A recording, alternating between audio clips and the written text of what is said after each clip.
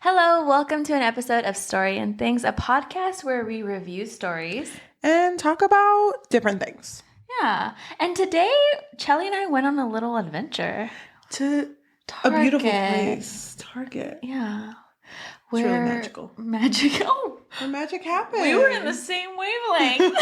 I was gonna say where magic happened. We went for a tablecloth. We didn't get one. We didn't get Spoiler one. alert. We got four different games. No, 3 different games. 3 board games and 1 fidget. Oh yeah, and 1 little, fidgets. I love these fidgets so much. Yeah, fidgets. Can you hear this? I don't know. Is this working? Actually, I don't think that sound is appropriate in the first minute. So I don't think we should make that sound because it doesn't sound right. Okay. It's like, honey, what are you listening to? What do you mean? It's just a fidget. Wait. Yeah, maybe we should stop. Not today. Not in our PG household. Okay. So we decided to get some board games related to the podcast, though. Yes. We thought it would be fun. In case you missed it, we did play a game on the second to last episode of season 1. We played the super fights against all of our characters to see who was the winner. You have to watch it to see who the winner was. It was really good. It was really fun. That was so fun. So we decided to get the voting game, which we will be playing with all of our characters again. And the worst case scenario card game, which I never played that one. So should be fun. Should be interesting. It is. We also got the Guess Who. Oh, yes. We got Guess Who. A while back. But that one is going to be interesting. Yeah. We're going to have to guess which character we both have. When we started this podcast, I knew we were going to be doing it for a while. I just didn't know that I would know so many characters. So now, when I don't know. When you do something that's outside of this podcast, so when I'm at work sometimes someone will say something in a certain cadence and it'll remind me of something that we said. Yeah. And I'm just like, oh my gosh. I'm the same way. Or I'll just think about a certain paragraph in a story. I love that though. I know. Always connected. You know what? Okay, wait. Can I just ask you so far? What is one of your favorite moments from our episodes? Because I have 2. I mean, honestly, I really loved playing the super fights. I thought that was so fun because we literally talked about all of our characters, and it was so fun to see how each of them would be against each other in a sort of battle royale, but not really. It was more versus each other. And I really liked the tier list too because I liked that we decided that we would come to an agreement of what that was really fun. Of what each story was going to be rated. Yeah. Even though we both feel differently, we had to come to an agreement. That was fun. I just think our little comments that there are so many comments that you make that I feel during the episodes I'm so into what I'm saying, sometimes I'll miss it. But there was this one comment you made on our Evelyn Hugo episode where you were I think, I forget how you said it. It was they knew each other, but then they didn't. Is that how PEMDAS works? Yes. Every single day I think about that. That's so funny to me. Because they cancel each other out. That one, and then there's this one section where you're really quiet, and I just go, stop it. I'm bisexual. we were talking about Evelyn Hugo. Oh my god. No, I've told you this before, but there's sometimes where I'll have something that you said in the podcast stuck in my head because I'll listen to the episode and I'll hear your words in my brain and I'm just like, oh my god, Cheli's so funny. You're funny. I'm funny. Dude, stop. I know. Act up. So what are we talking about today? So today we will be talking about the second and final part of our duology. We already did Six of Crows, and now we're doing Crooked Kingdom by Leigh Bardugo. And if you don't know, if you're new to the podcast, welcome, first of all. Weird for you to start here and not anywhere else, but you know what? I get it. I am a Leigh Bardugo stan. Yeah. Oh, yeah. Major. She immediately remember- bought all of the books. Yeah, so after our first episode when we talked about her book Shadow and Bone, from the first book in her Grishaverse, I was hooked. And I read all 3 of the books, all 3 of the Shadow and Bone trilogy. Six of Crows took me a while to get into, I'll admit that. Oh, yeah. And she then, was taking notes. After Crooked Kingdom, I'm going to read the other books from the Grishaverse that I own. Yeah. So I'm in it to win it. Yeah, which actually is a great segue to me bringing up the fact that if this is the first time you're listening to us, Cheli and I don't know how we feel about all of the books that we read. So we will have to guess what each of us would have rated it. Can I give you a hint? I know we don't usually do this, but we had one thing of tequila and I haven't drank in a month. Can I give you a hint? Okay. Love truly wins in this one. And I think I'm going to have a lot of fun. Is that a jab at somebody else? No. You have to be a fan to know what she's talking about. We're going to talk about Crooked Kingdom. But before we do that, why don't I refresh us? Refresh us on Six of Crows, which is the first part of the duology. Okay, thank you for reading my first sentence for me. This is the second book from the Six of Crows duology. So just to mention really quick, Six of Crows was a story of 6 thieves pulling the toughest heist of a lifetime. Yeah. And basically they were ordered by this guy named Van Eck, this wealthy-ass man, to investigate and bring the creator of a thing called Jurda Parem to him, because Parem is kind of like a way to amplify your Grisha powers, which is kind of like magic, but they call it little science because they're just basically manipulating what's around them. But when you take Jurda Parem, it is farther than little science. Now it is something that's unexplainable. It's big science. I would even say large science, but like, let's not get into that. So they were asked to find the creator, but they found the son instead. Yes. Because I think the creator died, right? Yes. So they find Kuwei instead, and they're like, you know what? Close enough.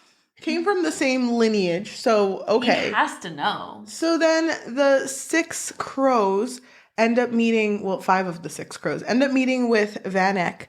And by the way, one of the crows, he was like, okay, yeah, we're gonna give you Kuwei. But one of our guys is gonna pretend to be Kuwei. We're gonna manipulate his face because, that's how we fucking do it. And also the guy's face who they manipulated is Wylan Van Eck, which is the son. Van Eck's son. So of course he's gonna know who his papa is. So, they think this is gonna go smoothly, but things get fucked up. They are left with no money. They are left with 1 less crow, 6 of crows minus 1, 5 of crows. And they are left with no hope with how things are going to turn out. So the Crooked Kingdom continues immediately after 6 of Crows ends, where it left off, following the 5 crows who are determined to destroy everything Van Eck is built upon. So, hurrying it up, they do end up saving the crow, so it's 6 of Crows minus 1 plus 1 when Crooked Kingdom starts, so 6 of Crows again. They end up saving her, and after saving her, they know that things will progressively get worse really, really fast. The rest of the story follows the crows' journeys to the end of their heist, to get their money, tie up loose ends, destroy Van Eck, and stop the world from experiencing future chaos. Because of Jurda Parem. Yeah, because of Jurda Parem, which is the drug. Thank you. Is that good? Yeah, that was a good summary. Okay. I like that. I tried my best. I really like that. I mean, the story is really dense. As we mentioned, Cheli had to take notes. Yeah, and love truly wins in this one. So, we have a lot I don't know if that's a jab at a certain someone. Love wins.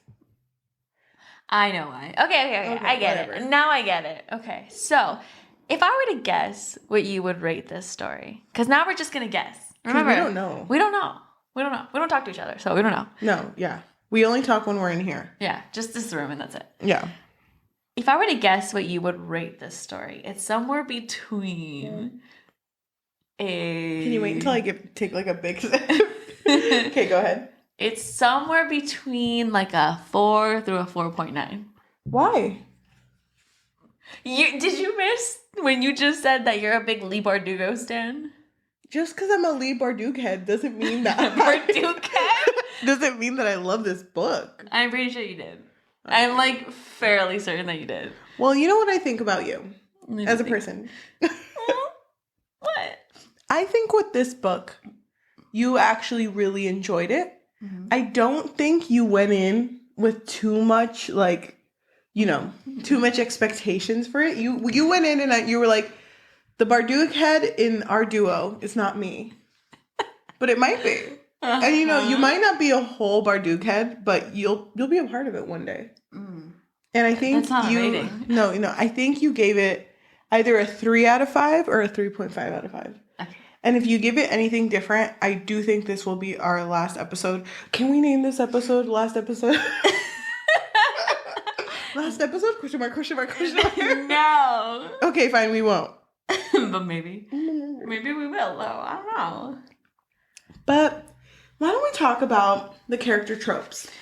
Okay, so same as the first book. The first one. Yeah. Found family. Yes. Because all of them come from very different family lifestyles. But at the end of the day, the six crows mm-hmm. become a family. They do. Together. Isn't it kind of funny that when you have a group of crows, you call them a murder of crows? And they all would commit murder for each other. Whoa, you think she did that on purpose? Wait, that's actually kind of smart. It's kind of smart. I don't know, you kind of sound like a Bardugo head right now, so I'll let you sit on that one. Okay, I'll sit on that one. I love the found family trope. I have always loved it. When I started reading fan fiction at the wee age of I'm not going to tell you, place your bets. Guess when she started reading fan fiction. Yesterday was wild. Okay, so anyway. I'm going to guess 9.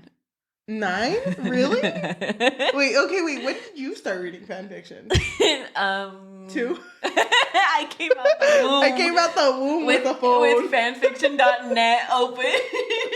Wait, Mom. 5 more minutes. 5 more minutes, Mom. 5 more minutes, Mom. I'll be out later. You know, you're like trying to be like, you know, birthed, and you just see your hand just like kind of swatting away. Like, wait. Don't. You're ruining the story. Wait, when did you start reading fan fiction? God. I think my first encounter was probably really young, but I didn't know what fan fiction was. I was just trying to look up pictures. Wait, and then ended up... Of what? Inuyasha. Okay, that's a good one. That's a good one to start with. I ended up in some story, and I was like, "What is this?" God. It was a little traumatizing, actually. Wait, was it spicy? Yeah. But it wasn't between him and Kagome. Who was it? No, wait. I was traumatized. It was him and. It was him and the brother. I was so confused because I was really young. So I was like, what is happening? But I remember that I didn't get to like anything too bad. Okay. Because you had to pray beforehand. Exactly. Okay. Exactly. I'm not breathe there. But the way that it was written was really weird to me at the time. So I just I remember I exited out and I was like, what the heck was that? Oh my God. That was my first experience, but I don't think I started reading fan fiction until I was way older, 13 maybe 14. I had a lot of experiences with fan fiction, probably around the age of I'm gonna say 10, but I was 11. You were 11? I just remembered. I was 10, but the thing is, I didn't know it was fan fiction. I just thought it was cute story I found online, you know? Yeah. And the first one I remember where I was like, oh, this was written by someone who's a fan, not by the creator. Yeah. Was this anime that I used to watch. It's called Detective Conan, but in English it's called Case Closed. Uh-huh. And it was between 2 side characters who, I don't remember their names, but it was Heiji and Kazuha, I think that were their names. And it was basically them just having sex. And I was 11 or something. Oh my God. And I was so scared. I was like, this is one of the bad sites. This is a bad site. I shouldn't be here. So I read it and then I exited out of my track phone because I have minutes. I'm not going to waste them. So, oh my God, memories. And so then I was like, That scared me. So then instead I just listened to my pre-downloaded song of Billie Jean 8-bit. So thank you. That's what I did after I read one of the most traumatizing things in my life. And you want to know what? Have you ever gone back to a fan fiction you read as a kid? Not a kid, but years ago, yeah. I went back to that one recently. Not too recent, but I did go back to it and I was like, wow. How's a turntable? Turntables.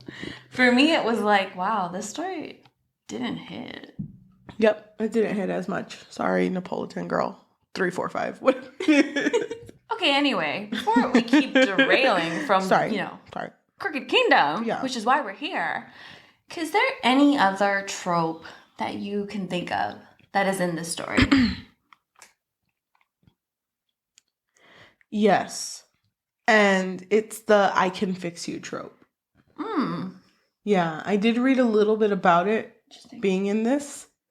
Do you think any of the characters exhibit that trope? I can fix you? I mean, maybe Kaz and Inej, but not too strong. It's like a light I can fix you. Because they aren't there because they want to fix the person. They're there because they care enough to fix each other. Exactly. So. And they see that they have certain similarities, so they're like, okay, well, you understand me, so exactly. Maybe we can fix each other. So I think it would be interesting for us to go through these characters and talk about how we felt about them. So many. How we felt about them before and now how it's changed. Okay, let's start with the least important. Nina. That's not what I was going to say, but okay, go for it. Okay, whatever. I think we should start with Nina only because she's the least... Okay, I need to word this correctly because I actually do really like Nina. Okay, never mind. No, Nina. Say it. You want to start with Nina? Start with Nina. How do you feel about Nina? In the first book, I was not the biggest fan of Nina, only because she was kind of Matthias, look at me. Look at me. Maddie boy. He wants to kill me, but that's kind of hard. I want to be on him, though. But at the end of the first book, she actually ends up taking Jurda Parem to change Wyland's face, one of the other crows, in order to make him look like Kuwei to trick Van Eck, which is Wyland's dad. Mm-hmm. And because of that, she's dealing with withdrawals in this book. And it's really bad. She's willing to do anything to get a little bit back. Even her Maddie boy, she'll trick him or talk horribly to him because she knows that someone out there in the Six of Crows has the Jurda Parem. And Matthias will tell her, it's not me, girl. I gave it to Kaz. And she's like, oh, you're useless. I hate you. Mm-hmm. Whatever. Or she'll try to seduce him and she'll be like, just give it to me. Yep. And he's like, I don't have it, but keep going. But I can get it. But I really did like Nina in this one. I thought Nina developed really well after the first book. I do have a little bit to say about the first book after reading this one, but I do think overall I did like Nina. I was kind of flip-flopping with Nina. At first I did really like her, but then there were times where she was just a little bit annoying. I just felt like she, similar to Jasper, they're kind of like the comedic relief. Oh, yeah, I would agree with that. And so sometimes I'm like, okay, what are you adding? What are you adding to the story? Yeah. And there were a couple of times where she was really annoying me in this book. But in what times?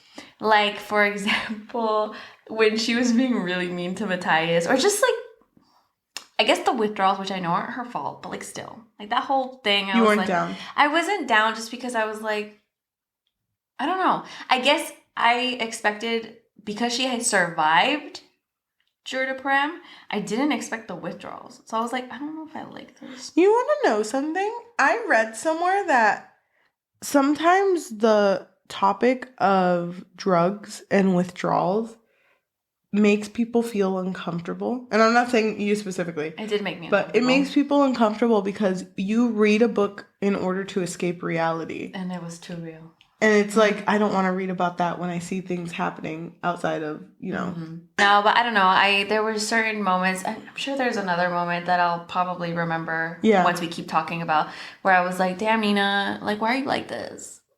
But overall, I was like, okay. I did like her development. And I thought the fact that her power shifted was really interesting. Yes, because she lost her powers for a second, but then she started becoming a necromancer. Yeah. Which I was like, oh my god. Gideon vibes. Gideon vibes. We just read Gideon. You want to know something? If Melissa watches this episode, she hella just spoiled me for that part. Because before I read Crooked Kingdom, she was like, I can't believe Nina's a necromancer. And I was like, she's a what? Who dies?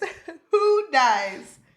So the next character I want to talk about is Jesper. Okay. Or sharpshooter, one of the second of the Six of Crows we're talking about. The second? Who's the first? Nina. So we're talking about all of them. Oh, this is their second one now. Whoa, it feels like we've been talking forever. Okay, so Jesper, I kind of love him. Okay. I kind of love him. I know he's comedic relief. And honestly, there were some parts where when he talked, I was like, okay, I'm going to read a little quicker in these parts because I know it doesn't really matter to the story. That's how I felt. The overall story. So that's how I felt at certain parts. But I did overall like Jesper, but more because of his connection with another character, which we're talking about later. I already know who. But I think Jesper was a very good character only because I really like flawed characters, and all of them are flawed, but I feel like his flaw kind of hit me a little more because it's so sad.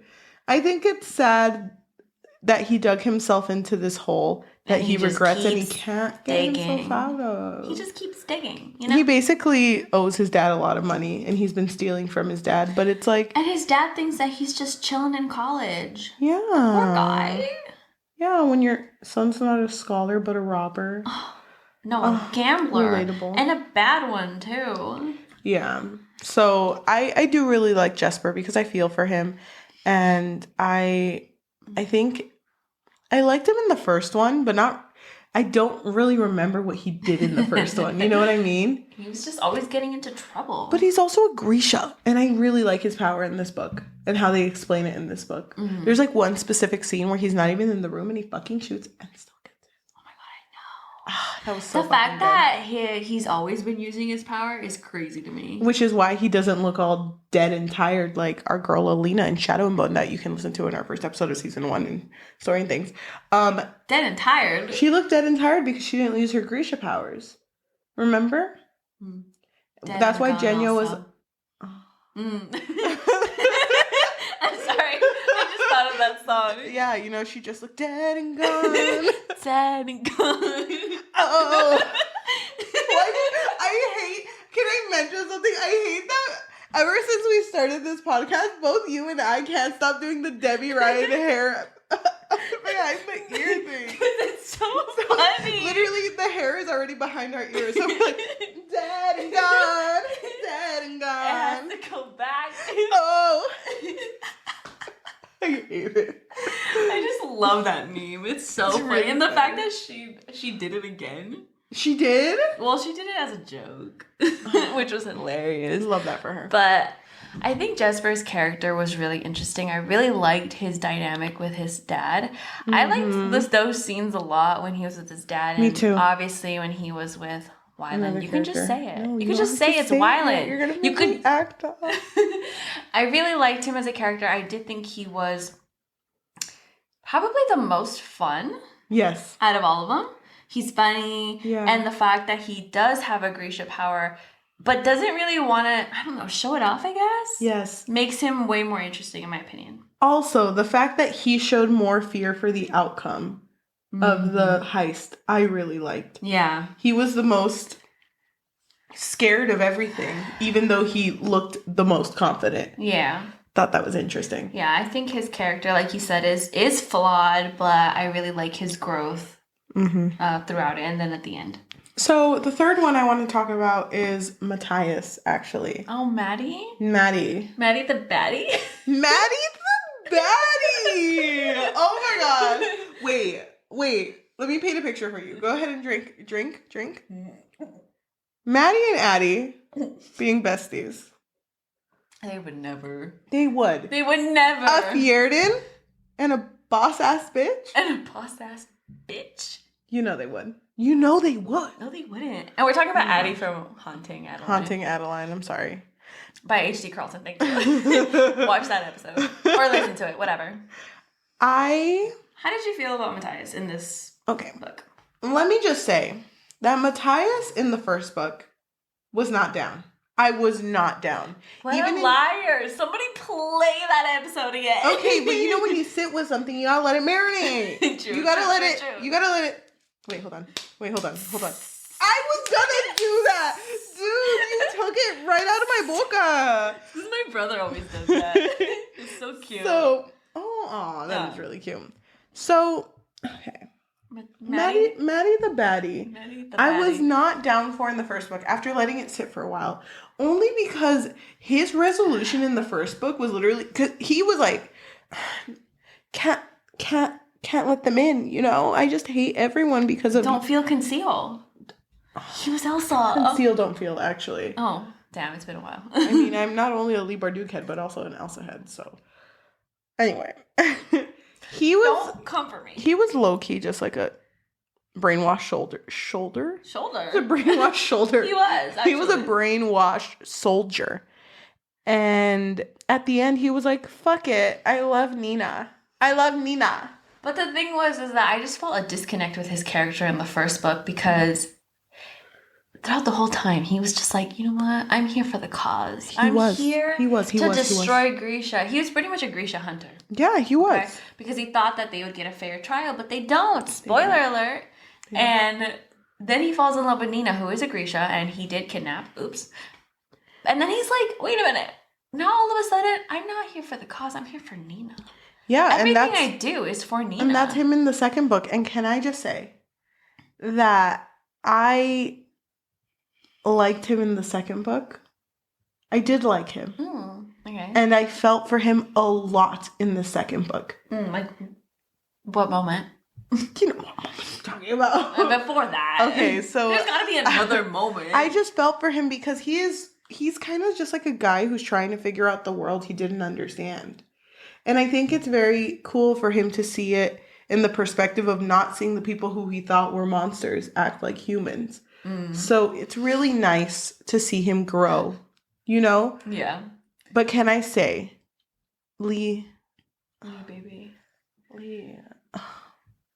I'm a Bardugo head, but that's not Matthias. I don't know where you're going with That's this. not Matthias. What do you mean? That is not the same character from the first book. You expect me to believe... He was like a total romantic in this book. You expect me to believe after Inej got kidnapped in the first book, all of a sudden he's completely changed? No hatred for any Grisha. And I know they mention it at one point where they're like, oh my gosh, kind of makes me remember when I didn't like Grisha. LOL. Crazy time. I was crazy back then. That's not me, though. That's not me. Do you get what I mean, though? I know what you mean, because I agree. I just feel that his character didn't really represent the first book at all. It kind of felt like a different character. It did. Or at least it felt like he had this growth that we didn't see. Where he just realized, you know what, I really love Nina, so you know what, I'm just going to become this lovesick fool and completely forget about the cause. I hated that. To hunt Grisha. I hated that. I thought it didn't make sense for his character.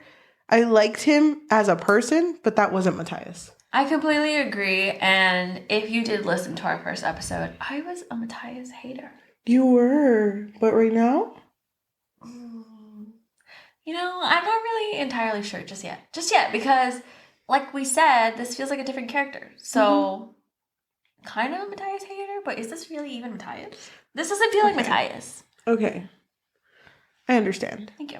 So our next character I want to talk about is Wylan. Wylan the baddie. Wylan Vanek. Wylan be stylin'. Oh, cute. Okay. You're fast. I was going to say I'm sorry, but I'm not sorry for what I just did. Don't be. I loved it. How do you feel about Wylan? Wylan in the first book was probably... He could have just been anybody, you know? I did not care about Wylan. Yeah, me neither. In the first book, the only times that I cared about him were his moments with Jasper, and that was literally... Jasper. Oh, sorry. I was going to say it again. It's hard, because, you know... Twilight. Yeah! I'm sorry. Okay, E. Okay. My favorite part was when Jesper played baseball with his boys. So, thank you. But he played with like a shotgun. Who was catching that? I don't even know. Wyland's just like shaking. Batter off. Wait, that's funny. Okay, so my favorite moments with Wyland were literally just him and Jesper in the first book. Okay. In the second book, I did really like that there was way more to his character. Just the whole thing with his mom. Mm-hmm. Okay, let's just go through Wyland's character because I feel like he was really complex in this one. He was. Pretty much, him and his dad have always had this like really weird relationship where the dad was always ashamed of him because he can't read and he can't write. And so his dad was like, you know what? We're going to send you to this school. Mm-hmm. Was it a school? Yeah. Music school. That's right. So Wyland packs up and he's like, all right, see you next summer. But actually his dad was ready to kill him. Yeah. He sent someone there to kill him, but Wyland ended up surviving. Yep. And that's why he decided to go against his dad, right? But he never really wanted to see his dad as a bad person. No. Until he realized that his dad lied to him about his mother. His mother never died. Can you believe it? Were you shocked? That bitch. His mother was alive this entire time. I was ready for them to actually see like a funeraria, like go to a funeral home. Same. But no. That shocked me. I was shocked too. I was like, wait, she's alive. How dare he? She's been alive this entire time. How dare he? Vanek? Fuck that guy. Wait. Fuck that guy. Ding. Ding. So, how you feel about Wyland overall? I really liked his character.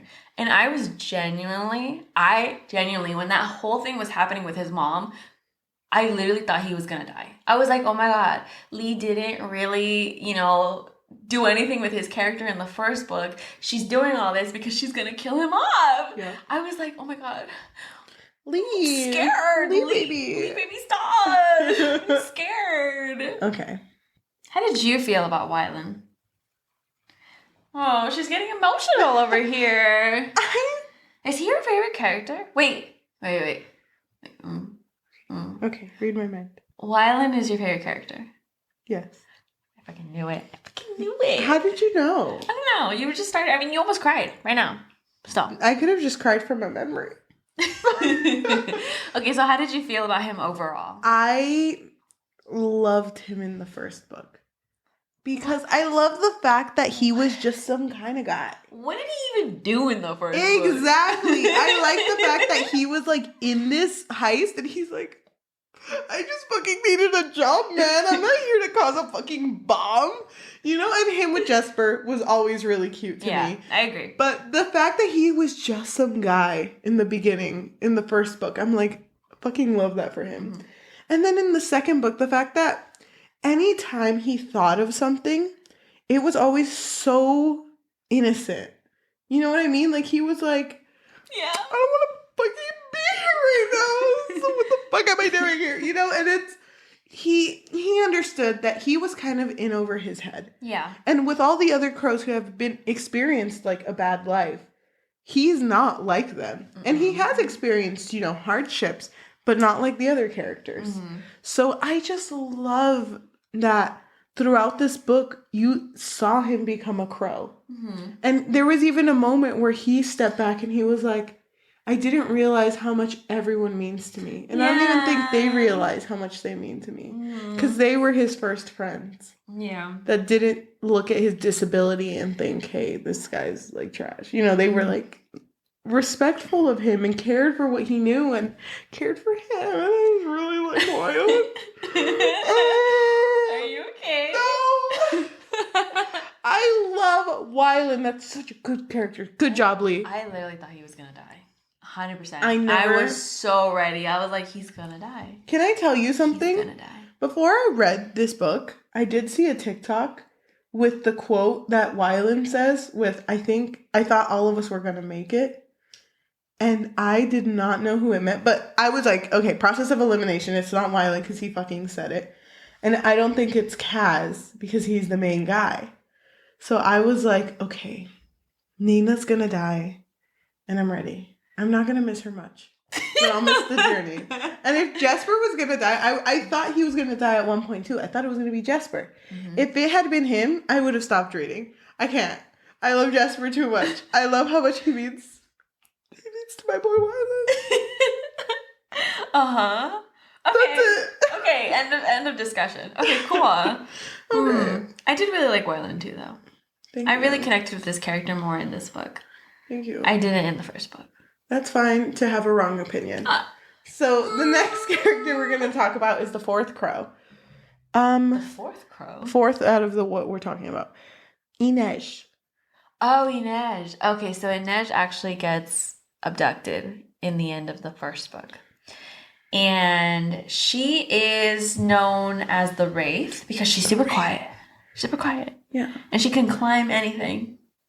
Test her. She'll do it. And like that episode of SpongeBob. You want to see me go to that mountain and back? You want to see me do it again? That was a good one. I liked that episode. So Inej is also someone who is really religious. And she never wants to compromise herself. But when Vanek takes her, she's like, you know what? I'm going to get you back. Yeah. The next time you see me, that's it. You won't see me. You won't see me. Because you'll be dead. Ooh, bars.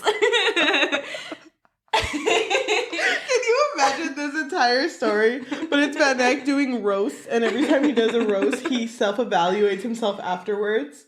So he'd be like, Inej, more like Ian dead. That wasn't a good one. That wasn't a good one. Maybe next time. Maybe next time. Maybe next time don't rhyme. I don't know. Don't rhyme, but I might. Check in with me later. Van Eyck. Van Eyck. Becky? The Van Eyck. Oh my god. Van Eyck with the hair. Okay. So, is it Van Eyck bald? I think so. Aw, like Mr. Worldwide. Okay, go ahead, Inej. So pretty much Inej is just, she's a really useful character. Yeah. She is really skilled with knives. Yes. And she's really skilled with getting places without being seen. Mm-hmm. And so I just really liked her development in this story, although the ending, we can discuss later. Okay. The ending we could discuss later. Okay. But overall, I feel like her character was pretty much consistent from the beginning till the end. I think so too. And I do want to say, I do really like Inej. I liked her in the first one. I like her in this one. I liked how set she was to finish the goal of the heist. I didn't want her to be love struck in this one. And even though she did like Kaz. Oh, yeah. I was glad that they didn't make that her whole character. Yeah, I agree. I was also kind of scared that, I mean, even in the first book, Kaz and Inej only had really like one good moment together where it was kind of like, oh, what's going to happen? Yeah. But in this book, I thought, oh, maybe something's going to happen when he gets her out or when he saves her from, Van Eyck. Mm-hmm. But it didn't really. It didn't really happen, but I was okay with it only because I understood that they both have been through something traumatic. Yeah. So social intimacy is a really hard thing for both of them. Yeah. So I really do like Inej. Yeah. I think that she's a very useful character, like you said. And she is a real glue to the entire Crows. Mm-hmm. She's so good to all of them. She's such a good character. Mm-hmm. And also, just to say it now, she was also in the first book in a menagerie, so she's used to people using her. Yeah. So there's a lot of complexities also with like her fearing that people are using her in this book. Yes. So she's like, do they actually like me for me or my skills? Yeah. Stay tuned to find out. Yeah. Last character, last crow, last but not least. Kazbrecker. Which is probably the main crow. Right? Okay. I mean, he rounded them up together. Yeah, he is the main crow. He's the big boss. The big daddy. 17 years young. 17? Is he 18 now? He's probably 18 now. Oh my gosh. Didn't know we were grew dealing up with fast. a full-fledged adult here. I actually don't know. I hate that they're young, by the way. I still hate that. I can't picture them as Are you teenagers. telling me a 16-year-old is doing a heist? You know what I was doing at 16? Crying. Yeah, thank you. Thank you for finishing my sandwiches. Thank you. Okay. So I What? You don't know what to say about Kaz Brecker? I just think... Our boy, Kazzy? Brecky? Can I just say, I do like Kaz. You know what's funny? I just have a vivid memory of you sending me an audio message being like, I don't give a fuck about Kaz. Me? In the first book. I do remember that. When we were doing the first book, and you sent me an audio message. You were just, and this was before we decided we weren't going to tell each other how we felt. Yeah. So we were just like, whatever. Yeah. So you told me, you were like, I don't give a fuck about this character. I didn't give a fuck. And you know what I want to say? It's not that I don't give a fuck about him. It's that I didn't really care for what? For Kaz. Okay. Maybe. Is that past tense or is this in this book? In this book. Okay. I did really like his character, though. I did not skip through his parts like Jesper, who I love so much. But How can you love a character but yet skip their parts? Because I knew it didn't matter to the story. And I don't know if you knew, but I had a time crunch to finish this book. Oh, yeah. So... Yeah. So... Was this your last book? Yeah. This was my last book. This was her last book in our book read. Yeah. And so it's fresh in my mind. Thank you. And so... I knew when reading Kaz's parts, it was going to progress the story, so I wasn't going to skip. But the thing is, Kaz, to me, is my least favorite crow. I felt that. And I'm okay with admitting that now. And whenever the Leigh Bardugo heads say to me, you look me in the eyes and tell me you remember anything that man did. That man did literally everything. You do everything one time and all of a sudden you do everything. Kaz Brecker is always 3 steps ahead. I'm sorry, 5 steps ahead. That man? Or 1 step, but you know. No, 5. I didn't even get my Aladdin joke. Oh, I'm sorry. That was Aladdin. Yeah. When do we ever talk about Aladdin? In this Aladdin cast. Thank you for listening to our 30-minute cold open. This is our Aladdin cast. My name's Aladdin and your name's Aladdin. No, I don't mean it. I do really like Kaz. He's just... I'm bad at expressing my feelings. Okay, express them better. Okay. Thank you. I really needed that advice. I'm sorry, Kaz, that your brother Jordy died. I'm so sorry. No, I am. I'm drunk. I can't express myself. Sorry, I'm not drunk. I am drunk. So, I'm sorry that your brother died. I'm so sorry about the Pekka and shit. I'm sorry. You can't say Pekka Rollins without explaining who that is. Pekka Rollins is a bad bitch, but not like a good bitch. Like actually an evil bitch. So Pekka Rollins pretty much tricked Kaz and his brother Georgie for money into giving up all of their money when they were really young, and it ended up leading to Georgie's death. So Kaz was like, you know what, one day I'm gonna grow up and I'm gonna get revenge on Pekka Rollins. And that's all you have to know. You know what? I don't think I'm explaining Kaz well. I do like him. He's just not my favorite crow. You're really not explaining him well. He's just not my favorite crow, but I do like him and Inej mean a lot to me. And I don't know how is that possible? Because I am for Inej's happiness. And I'm for Kaz's getting betteriness. But yeah, he's not my favorite crow. It doesn't mean I hate him. He's just not my favorite. Sorry your brother died. Is he above Nina for you?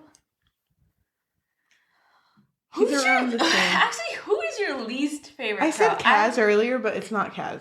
I don't think it is. It's kind of hard because rank the crows. Okay. Welcome to our Rank the Crows Aladdin cast. So top crow right now. I can't tell you because I haven't even said anything about Kaz yet. Oh, I'm sorry. Talk about Kaz. Go ahead. I should talk about Kaz first. Yes, go ahead. Personally. Go ahead. Yeah. Okay, so before we rank the crows, let me just say something about Kaz. Okay.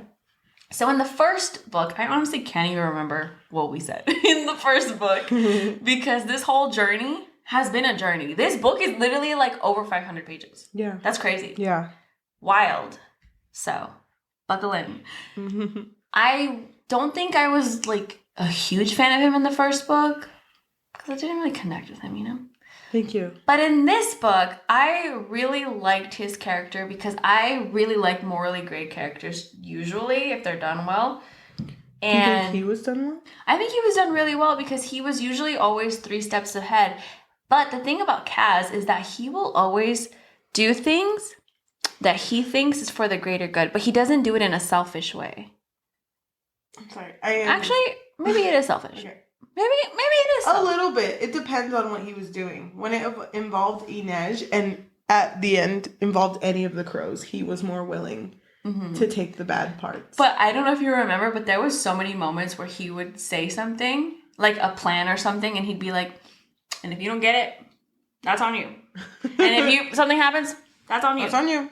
That's on you. So also, he was literally always like 3 steps ahead. And do you remember that somehow Kaz knew that Wylan was gonna go see his mother?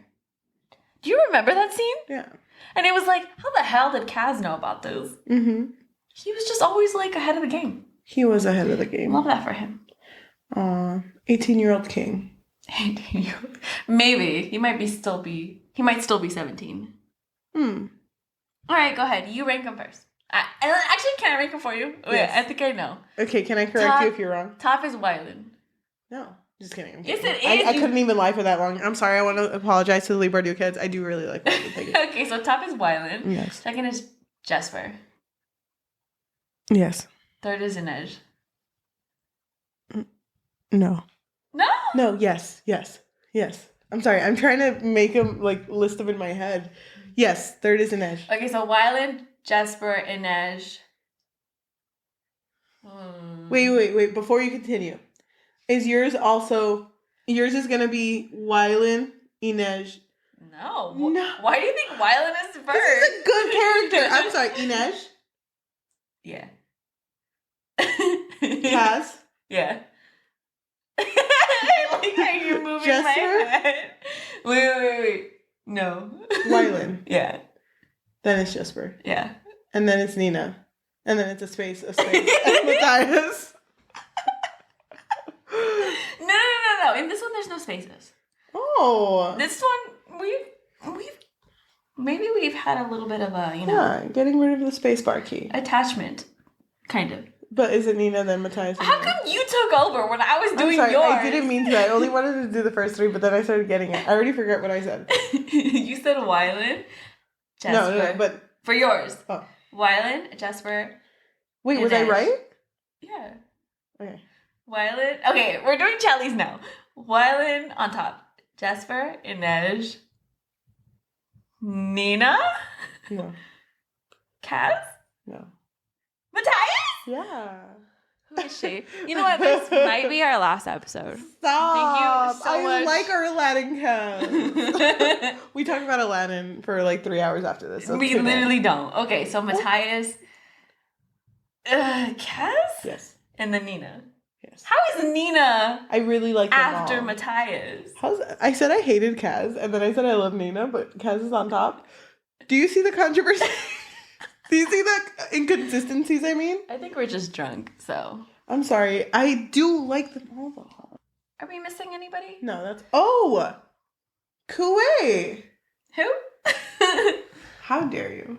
Kuwait. Kuwait. What about Kuwait? I like Kuwait. Wait, you know what's funny? I did feel really bad for Kuwait. When he started crying? Yeah. Oh my god. Kuwait's the son of the creator of Jurda Parem, by the way. Yeah, so pretty much everybody wants him because they think, oh my god, we can use him for this drug or kill him because he knows about this drug. It's always about this drug. It's never about Kuwait's feelings. It never really is. And I feel like the only time he ever acted like who he was with the crows, which hurts the most. I don't know. I really did like Kuwait. By the way, Kuwait and Wylan have the same face throughout this whole book. Yeah, so it's kind of funny because it's interesting to see every character be like, oh my gosh, it's just so unsettling seeing both of them stand together. It's like, who was who again? Oh my god. Yeah, but no, I did really like Kuwait, and we can talk a little bit more about him once we get more into the plot. Okay. So, what do you want to say about the plot? We don't have to go through the whole thing. The whole thing is long. It is really long. Were you okay with the writing style of this book? Because I will say that Leigh Bardugo, I love Six of Crows. I don't remember any of it. If you ask me to explain the heist, I can't. I don't know what the heist was. It was an impossible heist. Please don't ask me. I don't know what they did. I don't know what they did. It was an ice palace, I think. There was bells ringing. I actually really liked the writing in this book. I thought she did a much better job explaining what the hell was happening, because that was one of my critiques in Six of Crows, where I could not really understand what the hell we were looking at, or what was happening. There were so many moments where I was just lost with, like we already said, like, we can't even tell you what happened, really. Yep. I could guess, but it's probably not even right. The heist made more sense in this book. I can explain more parts of this heist than anything I can explain in Six of Crows. Yeah. So I do agree with you. The writing did get a lot better. And I mean, good for her. Yeah, I'm so proud. Her descriptions were so much better, too. Oh my gosh. There was this one description of when, I think it's Jesper looking at Van Eyck, and he says he sees a whisper of Wyland's face. I love that. I love that. I love that, too. It's like, although I see a whisper of his face, his expressions are not Wyland's. And I'm like, fuck. It's like they're not the same person. Yeah. Not even close. So the main points of the plot is pretty much that they get Inej out of Van Eyck's, wherever the heck they were. No, Yes. I can't even remember where they were now. Well, with all of the heists, too, we don't have to go into specifics of the plot. I more so want to talk about certain relationships in the Crows. No, let's just explain the plot a little bit more. Okay. So pretty much first they get Inej out, right? And then afterwards, what happens? They're like, you know what? We're going to ruin this man's life. So they know that he owns sugar shares. And so... Van Eyck. Van Eyck owns sugar shares. So Kaz is like, okay, I sold everything in the Crows, in the dregs. Yeah. And he's like, I bought shares for all of our names. And what I was thinking is he bought shares under a different sugar share. And they were going to destroy all of Van Eyck's sugar, like, factories, basically. Yeah. In order for him to not sell any sugars. And then the shares, basically, in the other team would go higher, and then they'd be rich. So they were going to do that. And so they wanted to make him broke, but also humiliate him and ruin his reputation. Yes. Because, hello, that's the best way to get revenge. You can't just make him broke. Who do you think we are? Exactly.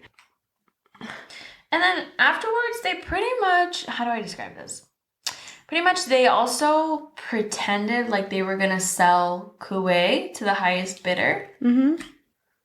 So during this bidding of Kuwait, because remember, everybody wants Kuwait because he knows how to make Jur de Parem. Either that or people just want to kill him so that, you know, he can't ruin this world more. Not even his fault, poor guy. And so pretty much people started showing up in this auction place where they have a lot of influence in the economy of this world. And so they started saying, like, was it right away where they realized that Van Eyck was, like, sketch? No, it took until someone realized that Van Eyck had given money to a certain thing, and it's like, wait, are you trying to helping them? Are you? What's happening? Yeah. So because of this, Van Eyck is pretty much arrested. And then they pretend to kill Kuwait, which was actually a really emotional moment because they're not even sure if they can bring him back. But then they do end up bringing him back. And Kuwait, when he realizes that he's a free boy, that moment really fucked me up. It was really sad because he immediately started crying because he was like, oh my God, wait, people think I'm dead. That means I'm free now. That was really cute. It was really cute. Do you think... Discussion question. Do you think Nina and Matthias were actually in love? I think Matthias was in love with her. I do too. I don't think there's any doubt in my mind that Matthias really loved her. Because there was a lot of cute moments between them. Read it if you want to know. But I was just like, damn, he's whipped for her. Like that part where she was like, why don't you kiss me? And he's like, you don't get it. Like, it has to be a whole thing. I have to pick you up. I have to do something for Yeah. you to like pretty much earn it. Yeah. And I do think that Nina loved him too, but because she was suffering with the withdrawals, you just never really know. And it did hurt her with the end of this book. But I do think that if the situations had been different, if the roles had changed, Matthias would not have been able to bounce back from that. I don't think so. But Nina can. Maybe, but Nina more so can bounce back from loss. I think Matthias would have been fine. He would have just, had to fall in love really fast with someone else. You think so? Yeah. Was it love? Or was it lust? I don't think it was lust. I think it was, I was with you when we were about to die, and I think you're kind of cute. So I think you're kind of cute, and you have kind of a big butt, so I kind of like you. Yeah. Oh, okay. Cool.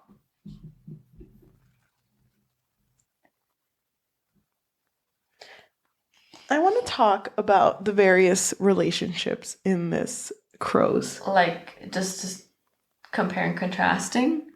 And which ones I really liked and disliked. There's one I liked, and you're not listening to me. I already know your favorite No, that's not what I'm talking about. What do you mean? I really liked the relationship between Jesper and Kaz. Okay. And that's not where I thought this was going, but okay. I really, really liked their relationship. Okay, but how did you feel about those moments where Kaz was like, you know what, it's your fault that this whole plan went to shit because you have a big mouth. Yeah, and he does have a big mouth. He does have a big mouth, but he also has a big heart. And but his mouth is bigger. It really, it was a shitty situation. And Kaz kept throwing him under the bus. Freaking, yeah, okay, you did a really shitty thing. But I do like... that you didn't blame him? I'm not saying that. I'm just saying more so that I really like that no matter what, and Kaz will continue to do that because Kaz is just that type of person. Yeah. But true. I like that when there was one scene where they're arguing and Kaz is like, you gotta stop being like this, Jordy. And then Jesper's like, oh Jordy. My God, yeah. Kaz was arguing with Jesper. Yes. And in the midst of the argument, he called him by his brother's name. He was like, Jordy, shut the fuck up. Stop doing this shit, Jordy. And Jesper and Nej and everybody else that was there was like, who the fuck is Jordy? And Kaz for a second, because when this fight is happening, it's in Wyland's perspective. And he says, and for 1 second, if you were paying attention, you can see that Kaz's face was full of fear. But he quickly composed himself. Because he's that type of character. He's like, you know what? I'll play it cool. But the fact that it's like, because he sees them as family, even though he doesn't admit it. Like, but we know. We know. We know. So I really, really appreciate that relationship. That dynamic between them. Oh my God. Yeah, so I really did too. I thought that I honestly really liked all of their relationships together. Inej with everyone was amazing. Especially with Nina in this one. Oh, yeah. Nina was really worried about her when she was abducted. And she was so happy when she came back. I like the fact that everyone was worried. You know? Yeah, but like Nina, girls? Okay. Supporting girls? I love that. The girl's a girl. The girl's a girl. The girl's a Gort. Gort. Thank you. Any other relationships you want to talk about? I don't know. All right, let's first start off with Kaz and Inej. Okay. How did you feel about how, I guess, their journey from the first book to the second book? And how did you feel about how they actually ended? I think that their journey was slow, but I mean, they both did go through a lot. I kind of wish, and this is just being a little selfishly, I'm sorry. No, don't be sorry. I'm sorry. Take that back. Okay. Okay, so I did want to mention that when he got Inej out from Vanek's clutches, I thought he would be more so... like, sweet? Yeah. Fluffy? Because, I mean, the last book ended with him saying, like, I gotta get my girl back. Yeah. And then he was just like, hey. I got her back. Okay, anyway. Got her back. Don't fucking talk to me. I just thought it would have been different. Their love is such a slow burn. No, it is. Which is still kind of burning, if I may say so. But it's still burning. But slowly. The thing I appreciate is that there was a scene, by the way, where Inej was in bandages and Kaz had to change the bandages. And, you know, Kaz can't deal with touch because it reminds him of a very traumatic event with his brother. Yeah. And when they're changing bandages, he decides to, like, you know, changing her bandages, treat myself. So he, like, rubs his knuckles on her face. Or, I don't know, it's just, like, a very, like, a tender small moment. Yeah. And he's struggling so much, but, like, it's tough for him because he knows that it's hurting him, but he wants to love Inej like the way she deserves it. Mm-hmm. So he kisses her neck. Right. I think so. It's very, very small. It's like fast too. And it's so hard for both of them. Because even Inej doesn't really like other people touching her. Because, you know, she used to work at the menagerie. She used to have to deal with men. So she is used to, like, her body not being her own. Yeah. And so even in this book, I did really like that scene where she realized, like, oh, I don't really want him to touch me. Yeah. Not exactly verbatim, but she realized, like, oh my God, I would actually freak out if he wanted to touch me. And she says, like, you know, I think of it sometimes, like, us having a perfect, happy life, but that's not possible for both of us. Mm-hmm. Like, we can't just expect for us to be in a relationship and not deal with these traumas. Mm-hmm. So I like the fact that they both came to terms with that. There was a thing, just to talk about the end, but one more thing. Kaz had mentioned that he does sometimes let himself think of certain things about Inej. Like, he lets himself, like, wonder, like, what might be. But very, very rarely. Yeah. But he does say that, like, he wants something with a woman who would laugh at anything you say, even if it's not funny. He's like, but I'm kind of funny, though. But I'm kind of funny, but it's okay. It's whatever. Her loss.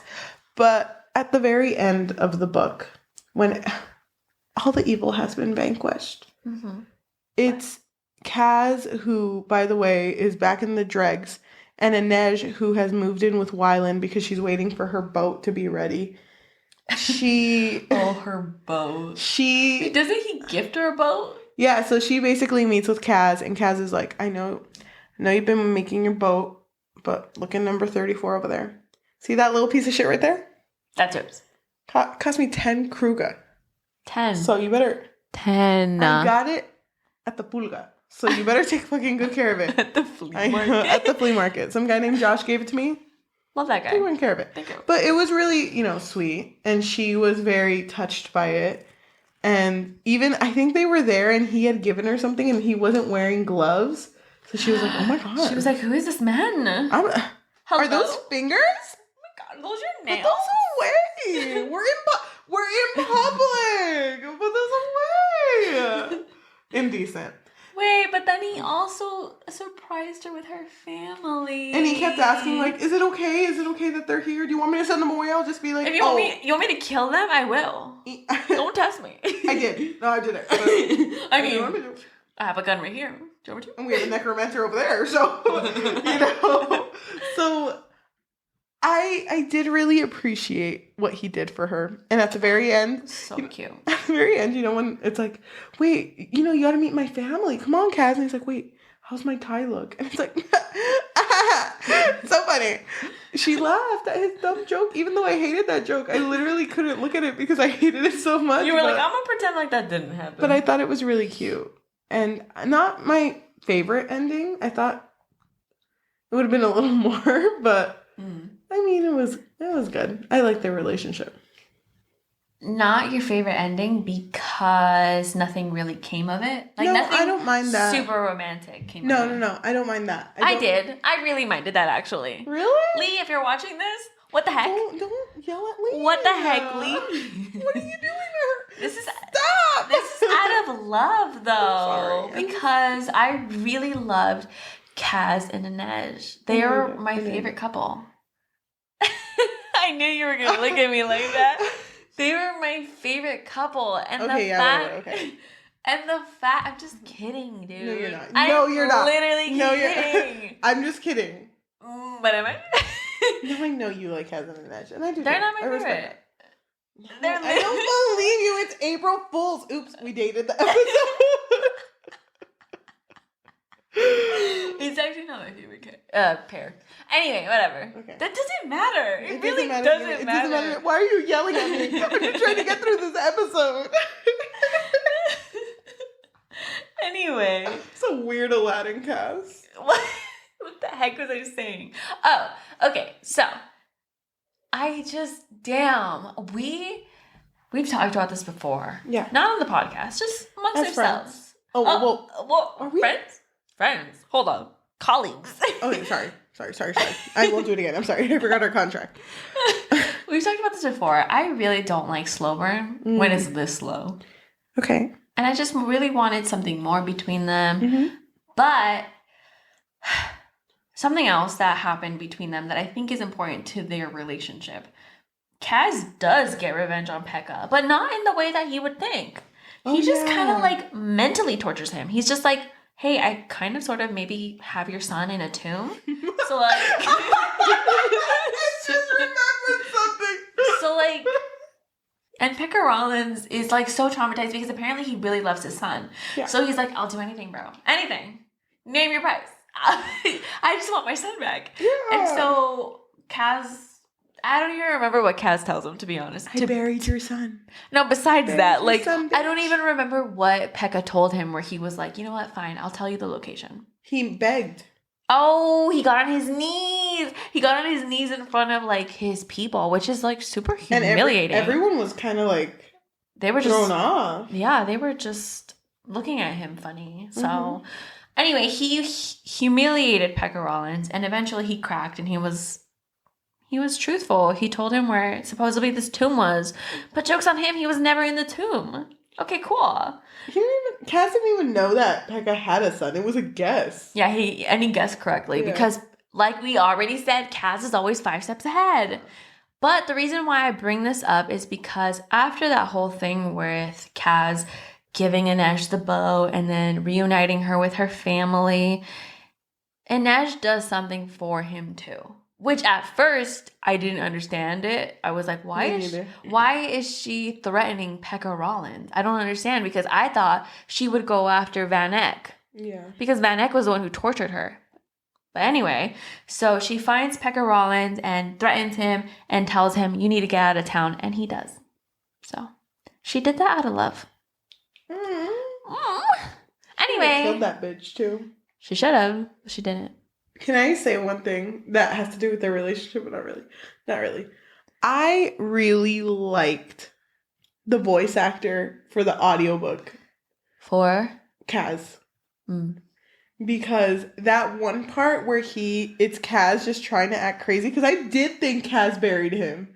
Same. I did. I believed it. Yeah. I kind of wish he did. Really? I'm glad he didn't. Is he crazy or not? Dude, is he crazy or not? Or not. I thought he was crazy because the way that the voice actor delivered that line, I buried your fucking son. Yeah, he did a really good job. He did a very good job. No, but at the same time, Inej was right there. So that's why I was like, there's no way he actually did it. Even Inej was like, Kaz. Inej was like, please, Kaz. But I like, Cassie, please. I like that Inej didn't actually say anything until Pekka was gone, though. Yeah. Until he was gone, then she asked him, did you actually bury him? Wait, and Kaz was like, maybe I did. Maybe I didn't. I don't know. That's for you to find out. No, that's for me to know and for you to never find out. And then he's just like, but I didn't. But I like that Kaz did something really special for Inej and Inej did something really special for him. Yeah. Maybe OTP? I don't know. Can I tell you this scene I laughed at? What? When I listened to that part where Inej went to go get revenge for Kaz at the very end with Pekka Rollins, The voice acting was not it. The voice acting was not it. I feel that. I listened to it in like 1.5 times speed, so not really that fast. That's pretty slow. Yeah, that's for pretty you? slow. Yeah. So I was listening to it, and I was like on my bed, and I was doing work, and it's just Pekka Rollins like, I love my beautiful boy, my beautiful, beautiful boy, and then it's like a voice actor who was supposed to be the son, but for some reason it was like 5 times deeper than the voice for Pekka Rollins, talking about his beautiful boy, and then it was just like, Daddy. I don't remember that. It was so funny. I don't remember that. I'm gonna show you after this episode. Okay. It's so funny. I literally had to pause and I lost it. Maybe it's because it was in 1.5 times speed. Because you know how sometimes the voices pitch different when you listen to it faster or slower? That's true. Mm-hmm. It threw me off. But wouldn't that mean? Speed it up. Wouldn't that mean his voice is deeper than that though? Yeah, it's deeper than that if it's slower. Or in the regular speed, I guess. That's so funny. It threw me off. Maybe he's a man-child. You ever thought about that? Jesper Weiland. Jylan. It's actually called Wesper, but I wouldn't know. Wesper? Yeah. Okay, kind of cute. Wait, I kind of like that. Okay. Yeah. Cute. Mm-hmm. What about him? How do you feel?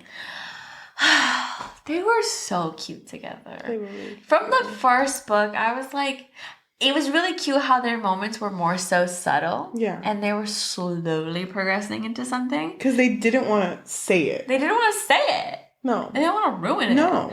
I genuinely thought, like I already said a million times, I genuinely thought that Wyland was going to die. Would you have been okay? No. Imagine my surprise when He baby Leigh, did not give us Bury Your Gaze. I was shocked. Shocked in a great way. In a good She way. buried her straights instead. Damn. I really liked them together because Wyland grew a lot more as a character. As I already said, we learned more about his background with his mother, and it was so interesting because Wyland didn't want to see his father as the bad guy, and then when he had that moment when he realized, oh my God, wait, my dad, he's not that great of a person, and when he started to realize that maybe his dad actually did try to kill him, that whole moment was crazy. I felt so bad for him, and just the fact that Jesper was there with him the entire time, and then that moment at the end or near the end when was it? When Wyland realized that he was gonna inherit. He was gonna inherit all this money, and then Jesper was like, I mean, I can help you if you want. I mean, I don't know. I mean, crazy thought, but I mean, it's crazy. It's not about the money. It's not. Also, I can read. But it's a plus. I know. I really liked them together. I thought they were so cute. Can I tell you my favorite scene? Yeah. Well, you remember the part where Jesper kissed Kuwei? That was your favorite scene? No. How did you feel? Oh my God, it was crazy because I was actually listening to that scene on my way to school. So I was like, they're kissing. God, he's kissing him. And then all of a sudden he pulls away and he's like, wait a minute. Hold on. Why didn't that not feel right? That's not. And then he sees Kuwei standing at the door, and Kuwei's like, oh no, Jesper says like, oh, have you never seen two people kiss in your land? But then the person who he thought was Wyland was like, I wouldn't know. And he's like, wait. Yeah, he accidentally kissed Kuwei instead. Wait, did Kuwei like Jesper? I think he was just there for the funsies, Okay. He just wanted the experience. Because didn't they say that Kuwei had like doodles of Jesper in his diary? Oh yeah. That wasn't really developed enough, I guess, but... Maybe like a little, but he really was there for the funsies. He was just there, okay? Mm-hmm. It doesn't really matter. That whole scene, I was so stressed. On the edge of my seat, almost had to stop the car because I was like, wait. Hold on. It hurt. If 2 minus 1... I'm doing math equations like, wait. The eyelashes are wrong over here. Is that stupid? If 2 minus 1 is 1 and 3 plus 4 is 7, this doesn't add up. Is it that? I don't know. I was just going to do some stupid math equations. Anyway, just that whole scene stressed me out. And the fact that you can tell that Wyland was like, Oh, I mean, you can kiss him if you want. So sure. You can kiss him, whatever. I don't even care. I don't fucking care. He has like a friendship bracelet. Fucking take this friendship bracelet, bitch. I can't take it off right now. Just help me take it off later. It's one of the clasp ones. But That hurt. That part stressed me out. And it sucked because Jesper was getting hit with a bunch of things, like admitting to his dad. Oh, and then because he got into a fight with Kaz like right after. Yep. I was like, damn, this boy, he's getting a lot of losses. My God. But my favorite scene was the one where Jesper finally talks to Wylan about it. And Wylan is like, you know what? I don't even want to talk to you. I'm leaving. Mm-hmm. And Jesper is like, no, I just want to explain that I did not mean to kiss Kuwei. And it's like, oh, didn't look like it, bitch. I didn't even ask. I don't fucking care. And he's like, no, you don't get it. I kissed him because I thought it was you. And then Wylan's like, wait. Well, it wasn't, so. No, but he's like, oh. I mean, still, like. I'm still kind of mad, but I mean. Go on. I'm so offended. But I just thought it was really sweet that when he figured out, Wylan was like, how did you not know that wasn't me? He doesn't even do science. Like, how did you That's true. know? That part was so cute. Oh my gosh. But the first time they actually do kiss is Wylan trying to calm Jesper down. Mm-hmm. And he tells Jesper to close his eyes.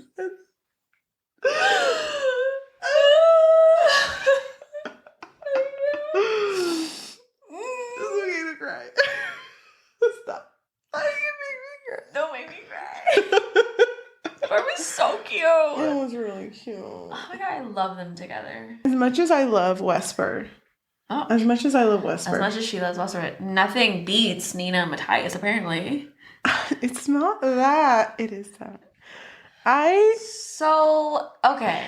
Can I just ask you something? Before we even... No, yeah, go ahead. Before we even talk about that scene. Mm-hmm. That scene, if you've seen it, you know. Did you anticipate someone dying? I did, but I did not guess who. Like I said, I tried guessing Jesper. I tried guessing certain characters, but I let myself read the book, not anticipating any death. Mm. I did not think it would have been Matthias. I thought that we were going to lose 2 crows. Yeah. And I thought it was going to be Matthias and Wylan. That would have hurt. Yeah. That would have hurt a lot. Mm-hmm. But at the same time, like, I thought about it, but then I was like, okay, no. I'll just read it, you know, not even thinking about it. So when it did happen, let's explain how it happened first. They won. They did it. Good job. They won. And then... the crows. Fjerdan goes up to Matthias, right? And it's a young Fjerdan. He's probably like 16. Yeah, but he is like, you betrayed us. You're under arrest. I'm going to take you somewhere. And Matthias is like, by all means, take me. I'll talk to whoever your leaders are. Mm-hmm. But I just want you to know that the way you think about things is not correct. Yeah, so he almost... It's a really sad moment because he sees himself in this kid. He's like, oh my God, this is how I used to be. You don't have to be like this. But also to note, there are so many like wanted posters all around of Matthias. So this kid, they didn't even really explain it, right? They kind of just said like a shot went off. Like you just hear a gunshot. And then Nina finds him and he's just like bleeding out. Well, no. Matthias ends up. Oh yeah. He goes back. And he's just like, Nina, love you, and kisses him, and then Nina's like, whoa, you never kissed me first. Well, Matthias is traveling. Yeah. So he's walking and he's bleeding out. And that's when he like gets to Nina. And Nina's confused, is like, what happened? You know, what can I do? And she's like, I need Jerda Parem. Like, I need to heal him. Even if I go through that dying or go through withdrawals again, I need to heal him. And then he was she's like, ready to like die in order to save him. He basically says, it's okay, I'm ready. And it was really sad because he was like, just let me go. And the thing is, Inej was also there. So after he passed, remember, Nina's Grisha powers are amplified because of the Jerda Parem that she had taken. So it's no longer little science. It's something beyond that. So she has the power to... It's more so shifted, though. It's not amplified anymore. No, exactly. It's not... She hasn't had Jertaparam in like a minute now. Mm-hmm. She basically is a necromancer. She can bring back and reanimate corpses. So she gets really sad because, you know, he dies. Mm-hmm. But then she brings him back, but he's not him. He sounds like him. Mm-hmm. But it's just a corpse that she can, you know... manipulate. And Inej is like, he wouldn't want this. And you have to let him go. She tells her, you'll meet him again. Yeah. In another life, I think she said. And Matthias dies. How do you feel about that? Okay. I'm gonna be honest. Be honest. Confession session. Confession. I'm drunk. I'm sorry. Okay, anyway. I was actually really sad when he died because, like we already mentioned, Matthias felt like a different character in this book. Mm-hmm. He was like so much nicer. He was super whipped for Nina, super sweet to her. All of those moments where he was like, I really want to kiss you, but like not right now, you know? Mm-hmm. Not in front of all these people. Mm-hmm. And I liked their dynamic together, how she was so wild and like ready to do whatever, and he was so like reserved and more so conservative. So when he like was dying, and even the line that he says like at his death, I was like, oh my God. Okay, so I'm looking for the final moments between them. So... Oh, you read it with really big font. Okay, don't come for me, okay? Wow. Whoa! Shut up! Honestly, I used to do a really small font, but then I'd get so mad when it would take me forever to get through like another page. I promise, Matthias, I'll take you home. You should be here with me. Oh, right there. Okay, so pretty much when he's dying, Nina tells him, I promise, Matthias, I'll take you home. And he says, Nina, I'm already home. It's okay to cry. Oh my God. Anyway, he dies at that moment and she's screaming and she's like telling him to come back, and he does. But then she realizes, you know what? I should let him go. Yeah. Because Inej tells her, In Another Life by Katy Perry. Thank you. Wow. Inej really knows how to just slip him in there. I'm just kidding. It was genuinely a really sad moment. It was really, really sad. Yeah, so, I mean, I was going to say spoiler alert, but, I mean, hello? I'm trying to think of another song that she would reference. That's it. I'm just kidding. You gotta go your own way. High School Musical 2. You hopped in the middle of the show. Sorry, you want to say it again? I mean, you've got to go in your... Okay, so any other discussion questions? What do you feel about that one quote from Six of Crows? The really famous one where Inej says, I will have you without armor, Casbrecker, or I will not have you at all. And how that didn't really come back. We never came back to that. Yeah. I didn't even realize that. But I'm kind of sad because I actually really liked that quote. I do too, but I didn't want... I did like it. Mm-hmm. I didn't want this story to become Kaz being fixed. You know what I mean? Like a broken bird. I was scared that might have happened. Like, he was gonna, like, kill Pecorellins, and he's like, oh, what is this? Touching her all over, like, wait a minute. Hey, I can touch you now. Is this what a thumb feels like? That's not mine. Okay. I really wish that they would have come back to it. But I don't think this is the end of them. It can't be. This is so anticlimactic. Yeah. Well, I mean, Leigh, our girl Leigh, just revealed that she's gonna write a second book to another series. So I mean, she's done writing that book, so maybe she has time. But she's also writing the Darkling prequel. She is? Dude, you need to catch up. Where have I been? How do you know that? Because I'm a Leigh head. Bardugo head, sorry. Bardugo head. Okay. Duke? Don't talk about a Duke in this one. So... Okay, anyway, that's exciting. But back to this story. That's it. Okay, so should we go through our ratings? Yeah. So, what did I say your rating was? I said that I thought you were going to like it, Oh, you said a 3. Yeah, but like you were gonna be surprised that you liked it as much as you did. Well, you were right about that. I was surprised because, as we already mentioned, the first book, not that we didn't like it, but it just took us a second to really understand. Maybe a few more seconds. Yeah, it took us a couple tries. I had to read it a couple times to really understand what the heck was happening. I really liked the writing in this story. I thought it was such an improvement from the first book. Yes. And not only that, but I thought this story was way more exciting than the first book. There was so much action in it. And you know what else I thought was really cute that we didn't even bring up was the moments when Kaz noticed Inej completely exhilarated. Do you remember that moment when he helped her escape from Van Eyck and they were like running through a freaking busy town or something and she seemed so happy and exhilarated and he really noticed the happiness on her face? I thought that moment was so cute because he really notices these things.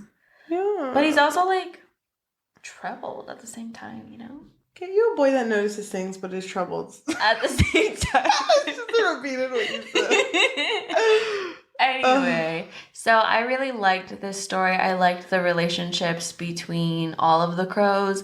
And even though I wasn't a huge fan of Matthias in the first book, he really grew on me on this one.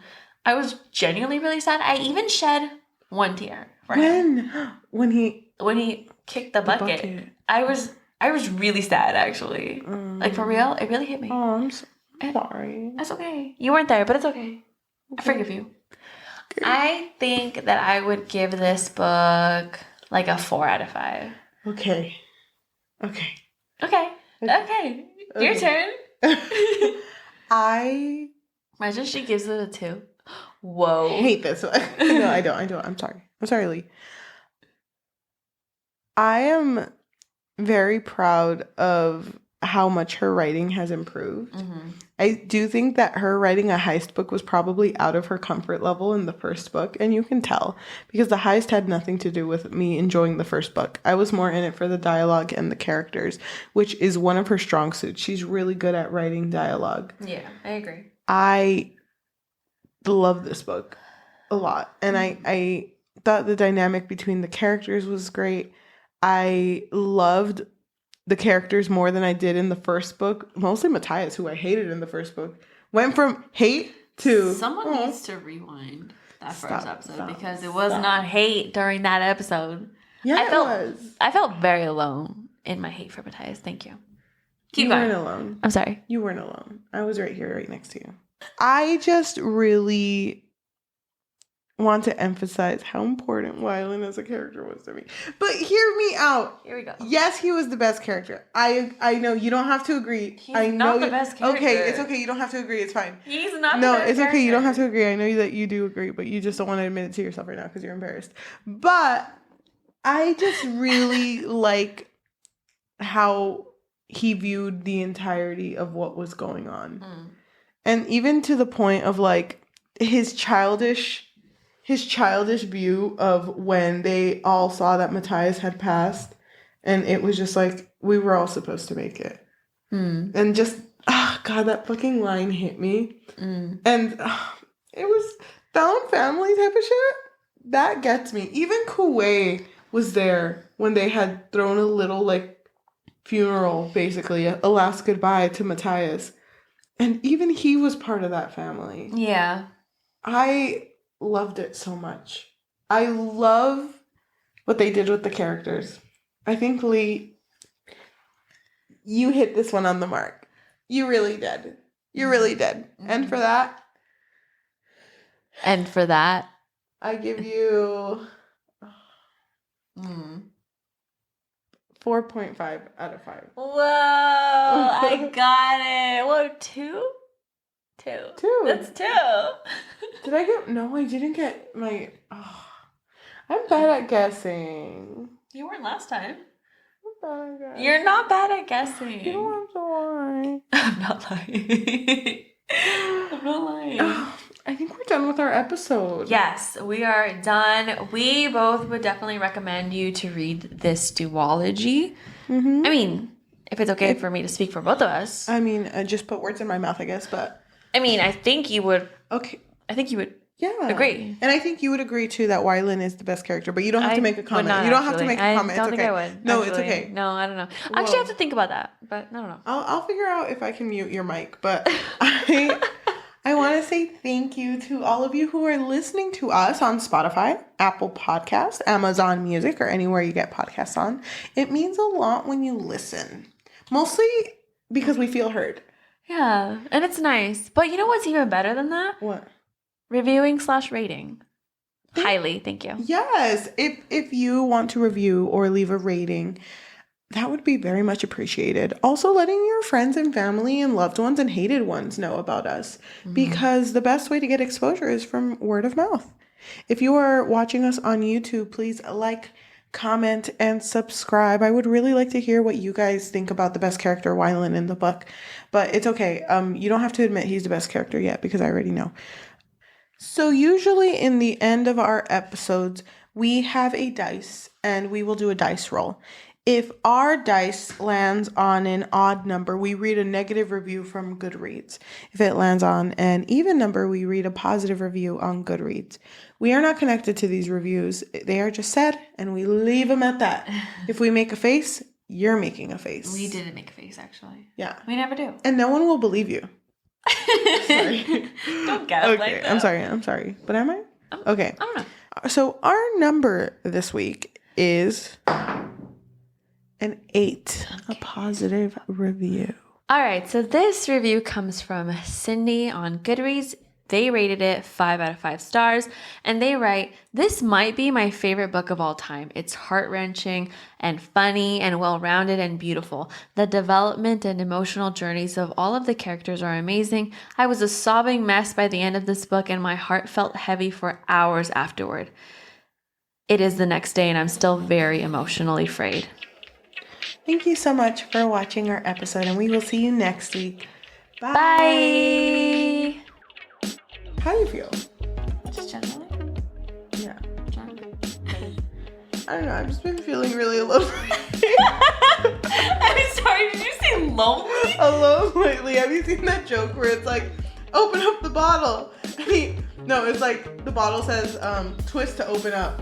And he twists and it's like, I don't know. I've just been feeling really alone lately. I haven't seen that. Wait, that's really so funny.